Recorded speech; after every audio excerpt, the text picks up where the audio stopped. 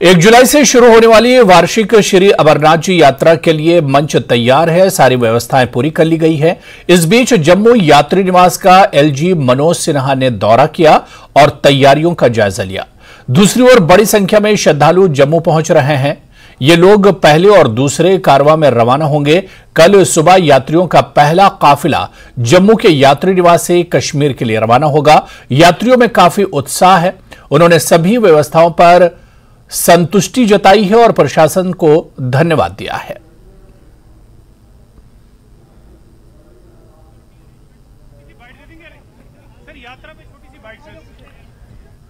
जिला बांडीपुरा के शादीपुरा सोनावारी में शिया एसोसिएशन के बैनर तले मरकजी इमाम बारगाह शादीपुरा में भी ईद उल जुहा की नमाज अदा की गई, जिसमें अकीदतमंदों की खासी तादाद ने हिस्सा लिया। यहां नमाज ईद मौलाना सैयद मोहम्मद तैयब रिजवी की इख्तिदा में अदा की गई। इस मौके पर जम्मू कश्मीर में अमन और इस्तेहकाम और आपसी इत्तेहाद और भाईचारे के लिए भी खुसूसी दुआएं की गई। ईद कुर्बान का सबसे बड़ा पैगाम यह है कि इंसान अपनी ख्वाहिशात को कुर्बान करे। कुर्बानी करना हमें यह सिखाता है कि हम किस तरीके से अपनी कुर्बानियों, अपनी ख्वाहिशात को कुर्बान करके पाक परवरदिगार की रजामंदी हासिल कर सके। उसमें सिर्फ ये एक मिसाल है कि हम जानवर को कुर्बानी करते हैं, उसके बाद उसका गोश्त मुस्तहकीन में तकसीम करते हैं। इसी तरीके से हम अपनी ज़िंदगी में, ज़िंदगी के हर शोबे हयात में अगर हम हकीकतन पाक परवरदिगार की रजामंदी हासिल करना चाहे तो हर जगह कुर्बानी होनी चाहिए, हर जगह सेक्रीफाइस होना चाहिए। इंसान अगर किसी के साथ मसलन देखा कोई गुस्सा आ रहा तो वहां भी कुर्बान करे अपने गुस्से को। किसी जगह देख रहा है कि उसको उसके वक्त की जरूरत है और अगर लग रहा है कि उसके वक्त वहां पर देने से वो काम कोई हल हो जाएगा तो वो अपने वक्त को कुर्बान करे। इसी तरीके से हर जगह अगर ये कुर्बानी का कॉन्सेप्ट मौजूद होगा तो हर जगह अमन, भाईचारा, आपस में मेल मोहब्बत बढ़ेगा। अगर इंसान कुर्बानी का मकसद समझना चाहता है तो वो इसी कुर्बानी में पोशीदा है जो आज के दिन हम जानवर कुर्बान करते हैं। दारुल उलूम महमूदिया मेंढर में ईद उल जुहा मजहबी अक़ीदत और जोश व खरोश के साथ मनाई गई, जिसमें सैकड़ों की तादाद में लोगों ने नमाज अदा की। उलमा किराम ने इस मौके पर लोगों से तलकीन की कि गुरबा, मसाकीन, यतीम लोगों का इस दिन खास ख्याल रखा जाए।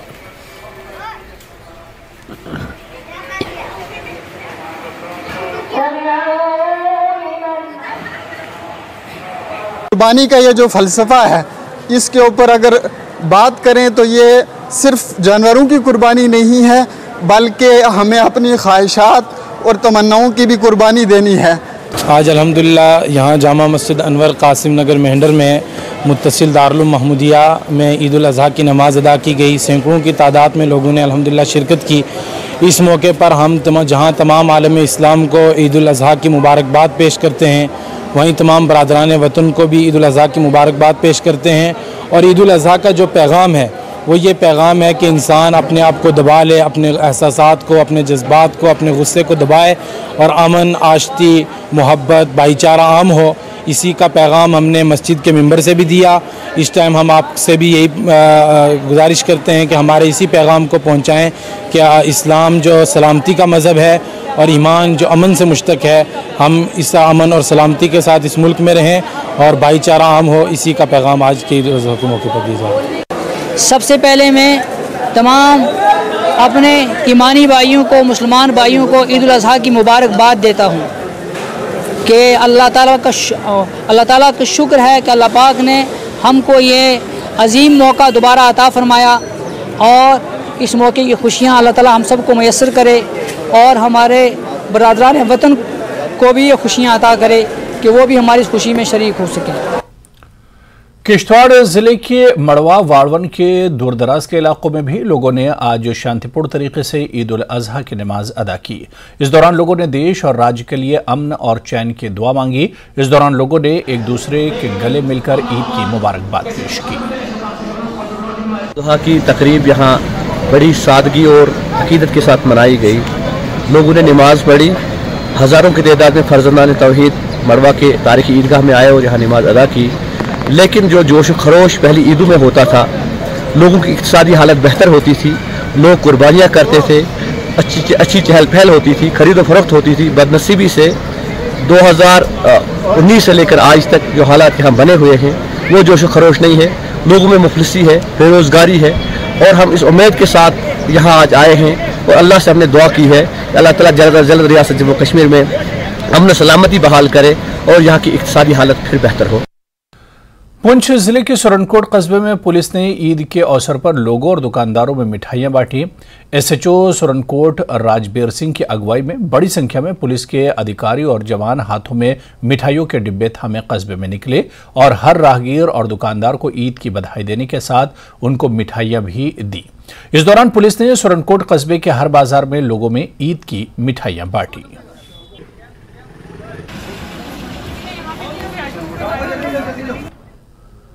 आगे बढ़ेंगे। बीजेपी के जनसंपर्क अभियान के तहत आज केंद्रीय मंत्री डॉक्टर जितेंद्र सिंह ने रामबन का दौरा किया। यहां करोल में नवनिर्मित पुल का निरीक्षण करने के बाद उन्होंने करोल को जयसवाल पुल से मैत्रा तक एक रोड शो किया और फिर कुछ घरों के लोगों से मुलाकात की।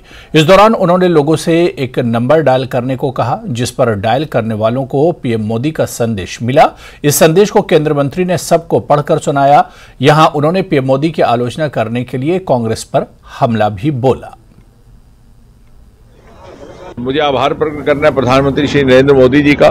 सेंट्रल रोड फंड से ये पुल निर्माणित हुआ है और कुल मिलाकर के इस कॉन्स्टिट्यूएंसी में पिछले 9 वर्षों में, अब 9 वर्ष, लगभग 200 पुल इस तरह से बन चुके हैं। आने वाले कुछ समय में, अगले साल तक जम्मू से लेकर के श्रीनगर की दूरी आप मात्र 4-4.5 घंटे में पूरी कर सकेंगे। कांग्रेस के नेता आज भी विपक्ष में रह करके भी केवल आलोचना मात्र करते हैं, लेकिन ये एक ऐसी कॉन्स्टिट्यूएंसी है उधमपुर, कठुआ, डोडा की, जो पिछले 9 वर्षों में जितना इसका विकास हुआ है, मैं चाहूंगा कि आप इसकी तुलना किसी भी और 500-550 कॉन्स्टिट्यूएंसी से कर लें। आने वाले समय में यही अगले 25 वर्ष भारत को, विकसित भारत को शताब्दी भारत तक पहुंचाएंगे 2047 में। ये सारे विकास के कार्य जो मोदी जी के आशीर्वाद से हो रहे, प्रशासन आश्वस्त है कि वो इतनी भारी मात्रा में यात्रा करवा सकते हैं। और दूसरा, जिस तरह से कि टूरिस्ट सीजन गुजरा है, पिछले बार लगभग 2.25 करोड़ पर्यटक आए हैं कश्मीर घाटी में, उससे ये भी संकेत मिलता है कि बहुत भारी संख्या में यात्री आने वाले हैं। लद्दाख के मुख्य बाजार संकू में बड़े पैमाने पर दुकानों की जांच की गई। एसडीएम संकू के निर्देश पर यह जांच मोहम्मद अब्बास वजीर नायब तहसीलदार संकू की अध्यक्षता में की गई। इस दौरान 70 दुकानों की जांच की गई। इसमें से नियम तोड़ने वाली 32 दुकानों पर 15,800 रुपये का जुर्माना लगाया गया। ये नायब तहसीलदार मोहम्मद अब्बास वजीर संकू ने सभी दुकान संचालकों और दुकानों को साफ सुथरा रखने और ग्राहकों को पुराने सामान न बेचने की सलाह दी। आज वर्ती एसडीएम साहब और असिस्टेंट डायरेक्टर करगिल के ऑर्डर के तहत यहाँ मेन मार्केट सांको में लम्फेट टू खमेनी चौक दुकानों का चेकिंग किया गया, तो जिसमें हमारे मोहम्मद अब्बास वजीर एंटी सांको, उनकी क़यादत में और टीम जो है वो बीएमओ सांको, इंचार्ज पी सांको और टीएसओ सांको, ये 4 कमेटी मेंबर, बाकी उनके साथी जो है सांको मार्केट का चेकिंग किया गया, जिसमें तकरीबन टोटल 70 बिजनेस एस्टेब्लिशमेंट का ये मुआयना किया। उसमें से 32 दुकान जो डिफॉल्टर पाया गया, जिनमें मतलब उनमें उनको फाइन दिया गया 15,800 रुपये का। पुंछ के सुरनकोट कस्बे में दूसरे दिन भी नगरपालिका प्रशासन ने अतिक्रमण हटाओ अभियान चलाया। इस दौरान नालों पर बनाए गए अवैध निर्माणों को जेसीबी मशीन से गिराया गया। इस बीच जिला विकास उपायुक्त पुंछ यासिर मोहम्मद चौधरी ने क्षेत्र का दौरा कर अभियान का जायजा लिया।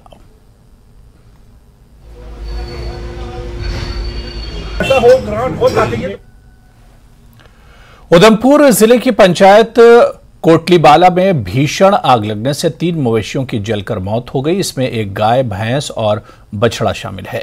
ये आग जुल्फीराम की पशुशाला में लगी थी, जिसे दमकल विभाग और पुलिसकर्मियों ने स्थानीय लोगों की मदद से काबू पाया। इस बीच ब्लॉक विकास परिषद की अध्यक्ष आरती शर्मा घोड़की भी मौके पर पहुंची और आग से हुए नुकसान का जायजा लिया। उन्होंने परिवार को शीघ्र मुआवजा देने की मांग की।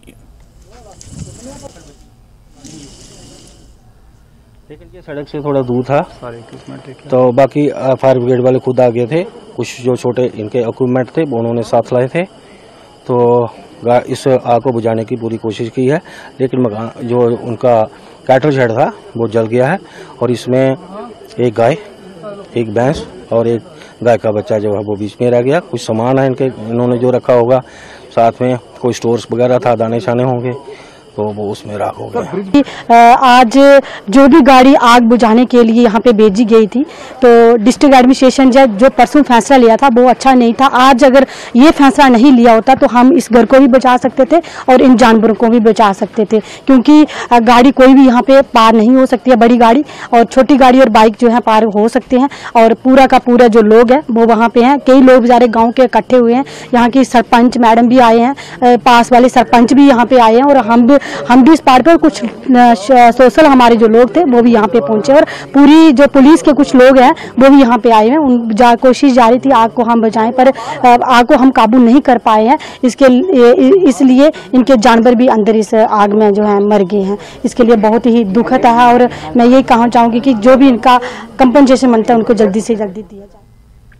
गवर्नमेंट हाई स्कूल फोहर अनंतनाग ने हाल ही में हुई मैट्रिक परीक्षाओं में अच्छा प्रदर्शन किया है। इस संबंध में स्कूल में एक सम्मान समारोह का आयोजन किया गया। समारोह के दौरान स्कूल के वैसे छात्र छात्राओं को पुरस्कार एवं प्रशिक्षित पत्र प्रदान किए गए जिन्होंने मैट्रिक परीक्षा में शानदार प्रदर्शन कर अपने विद्यालय का नाम रोशन किया है। इस अवसर पर ZEO mutton Arshad Hussain, school के प्रधानाध्यापक मंजूर खटाना, PRI और अन्य संबंधित लोग उपस्थित थे।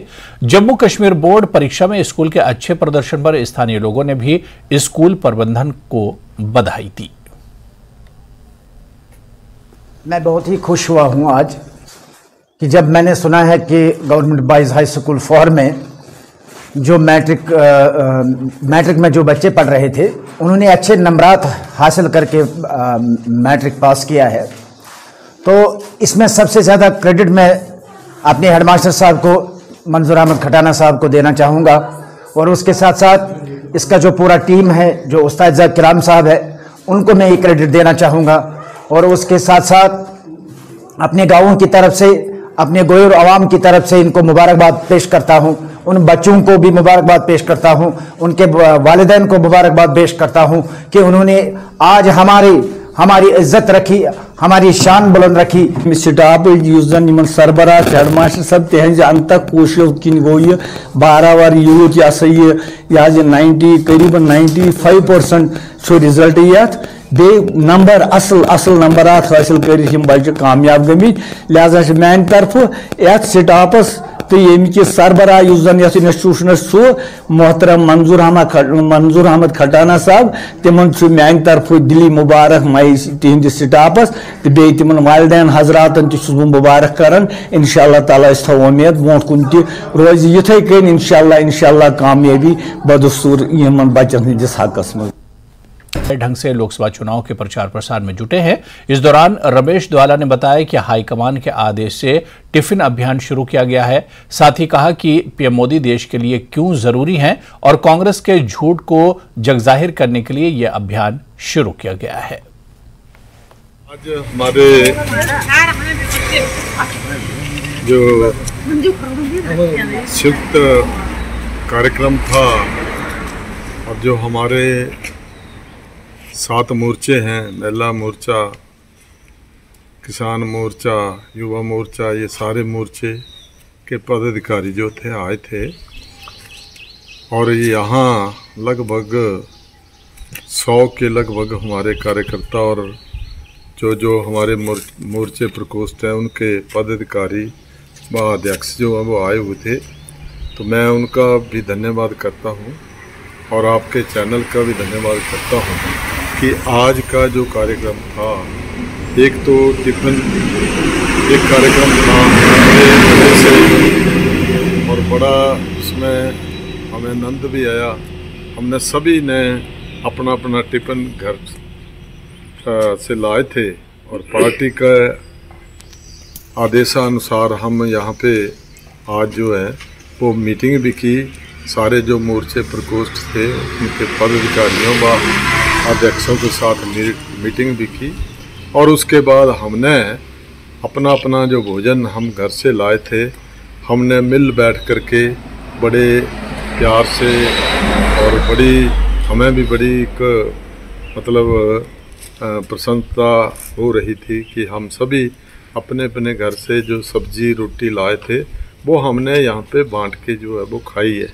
तो इसलिए ये पार्टी का कार्यक्रम है, क्योंकि हमारे जो मोर्चे प्रकोष्ठ हैं इनमें संवाद होना चाहिए, हमारा पार्टी में संवाद होना चाहिए। उसका मेन उद्देश्य ये है कि अब हम मिल बैठ करके जो भी काम करेंगे। मंडी के सुंदरनगर में पेयजल शुद्धता सुनिश्चित करने और लोगों को जागरूक करने के लिए जल शक्ति विभाग मंडल कार्यालय जल्द ही शहरी क्षेत्र में लगभग 25 से 30 लाख रुपए की लागत से real time water quality monitoring system स्थापित किया जा रहा है। इसमें पानी को मानव रहित सेंसर आधारित टेक्नोलॉजी के उपयोग पर टेस्ट किया जाएगा। ये बात जिला मंडी जल शक्ति विभाग के मंडल सुंदरनगर के अधिशासी अभियंता इंजीनियर रजत गर्ग ने मीडिया से औपचारिक बातचीत के दौरान कही।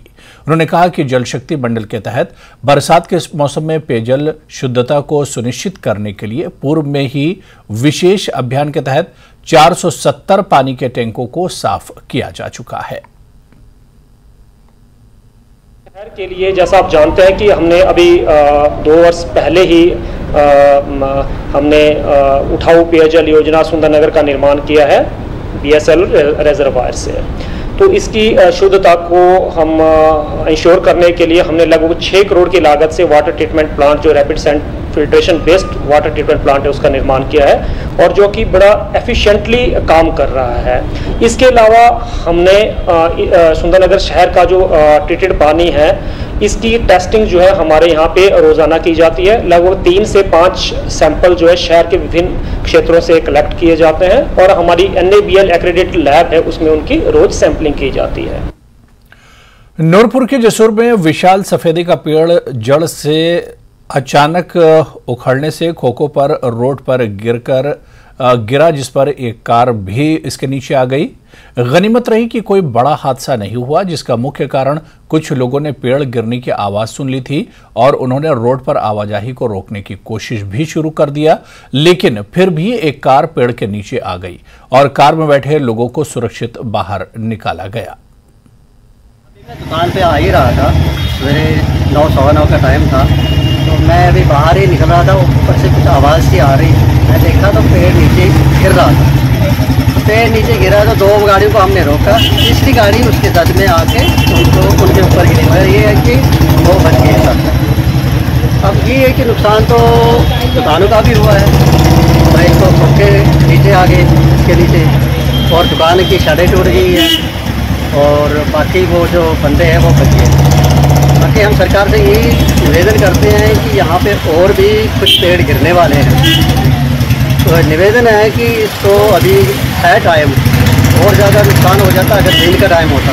सवेरे के टाइम कम ट्रैफिक होती है, इस करके बचाओ। अगर दिन में गिर जाता तो पता नहीं कितने, क्योंकि ये बिजली के तार पे भी जो लाइन जा रही थी मेन लाइन, उस पर भी गिरा, उसकी वजह से भी बहुत।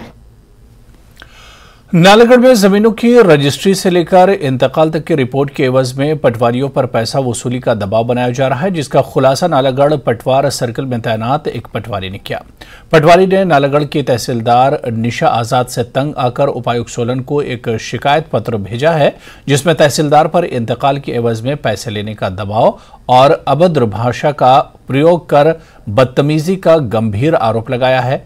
इन आरोपों पर उपायुक्त सोलन मनमोहन शर्मा ने कहा कि मामला संज्ञान में आया है, इसमें हर तथ्य की निष्पक्षता से जांच की जाएगी।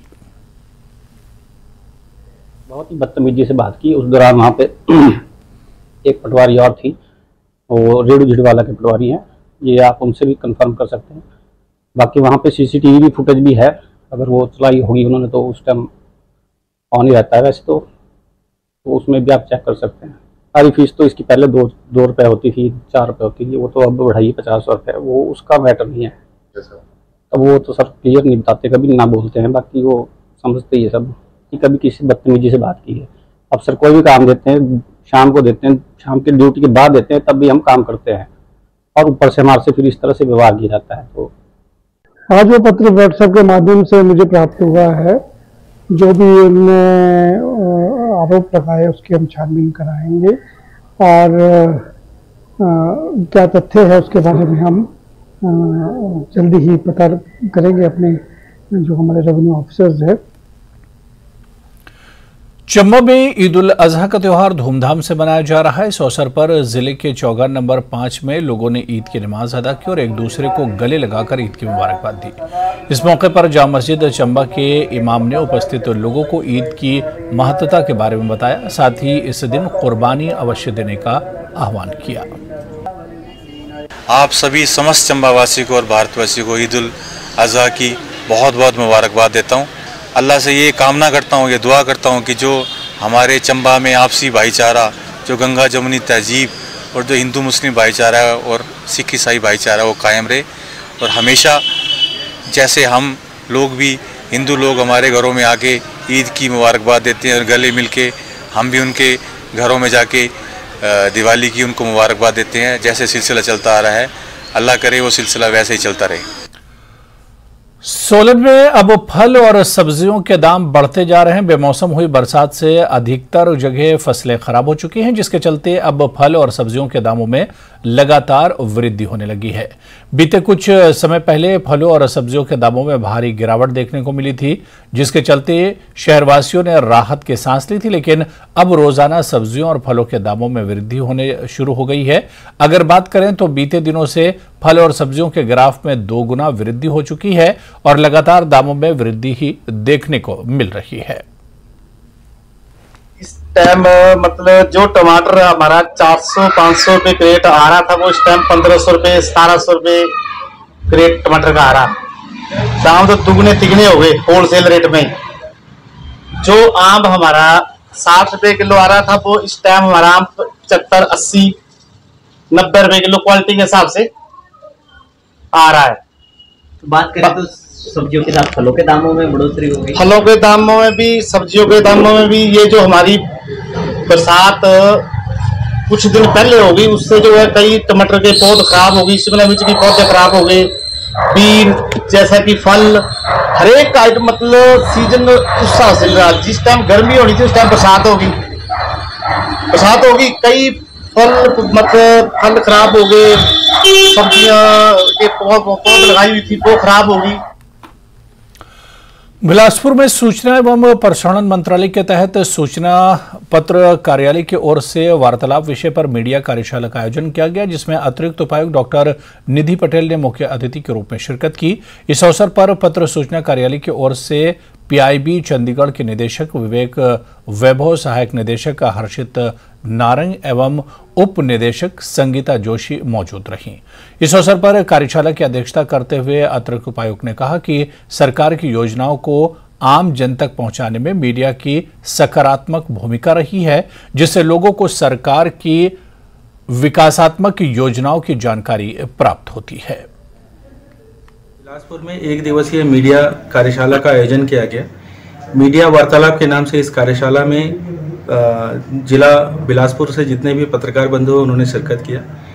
इस कार्यशाला के दौरान 9 साल की सरकार की जितनी भी उपलब्धियां हैं उस पर चर्चा की गई और उस पर काफ़ी प्रेजेंटेशंस भी हुए, जिसमें लोगों को और मीडिया बंधुओं को 9 साल की उपलब्धियों के बारे में, भारत सरकार के 9 साल की उपलब्धियों के बारे में बताया गया।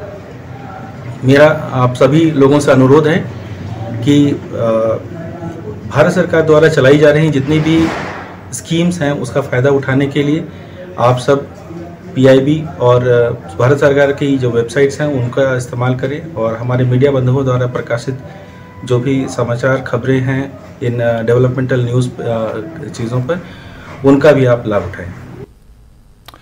वहीं सोलन में अधिष्ठात्री देवी मां शुलिनी मंदिर की सुंदरता को 4 चांद लगाने के लिए शुलिनी गेट का निर्माण किया गया था, जिसका कार्य खुद स्वास्थ्य मंत्री की ओर से करवाया गया और स्वास्थ्य मंत्री ने ही शुलिनी गेट का लोकार्पण भी किया था।